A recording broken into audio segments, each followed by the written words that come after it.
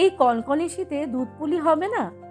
বাঙালিরা তো শীতেই পিঠে পুলিতে মজে থাকে।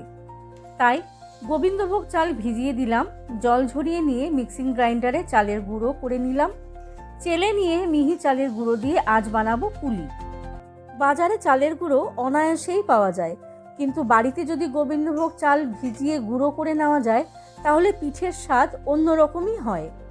প্রথমে আমি পুর বানিয়ে নেব। নারকেলের কোড়া সাথে গুড় মিশিয়ে একটু পাক দিয়ে নেব। বেশ একটু আঠা আঠা পাক ধরলে পুরকে অন্য একটি বাটিতে নামিয়ে রাখবো। চালের গুঁড়োর মণ্ড বানাতে কড়াতে দেব অল্প করে জল, সামান্য দেব নুন। অল্প অল্প করে চালের গুঁড়ো দিতে থাকবো ও নাড়তে থাকবো। এবার নাড়তে নাড়তে টাইট মণ্ড তৈরি হয়ে গেলে একে একটি বাটিতে নামিয়ে নেব। অল্প করে চালের গুঁড়ো দিয়ে মণ্ডকে ভালো করে মেখে নেব।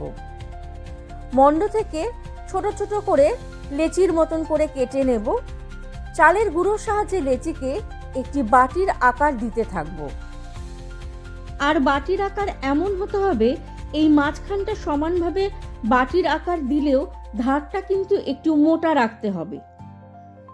বাটির মধ্যে নারকেলের পুর দেব এবং দুই ধারের মুখ বন্ধ করে দেব। এবার একটু ডিজাইন করে মুড়ে মুড়ে দিতে পারেন, অথবা দুই পাশ দিয়ে মুড়ে ত্রিকোণ আকারও দিতে পারেন। তবে পিঠেতে নকশা গড়া বহু যুগ ধরে হয়ে আসছে।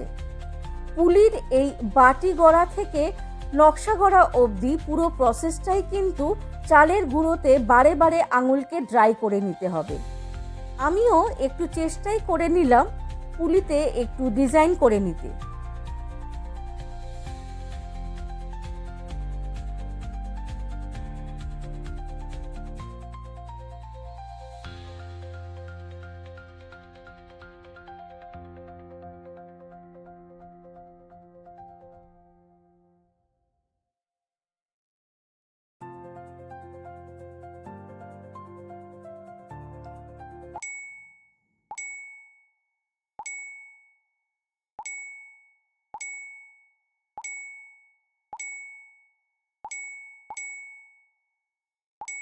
পুলিকে এবার দুধে ভিজিয়ে নেব। গড়ে নেওয়া পুলি অনুযায়ী দেব 1 লিটার দুধ, সামান্য দেব নুন। দুধ ফুটে একটু কমে গেলে মিষ্টির স্বাদ অনুযায়ী দেব ভালো গুড়। আবারও দুধ ও গুড় ভালো করে মিশে ফুটে গেলে পুলিগুলিকে একটি একটি করে দিয়ে ফুটিয়ে নেব। হয়ে গেল আজকের রেসিপি দুধ পুলি।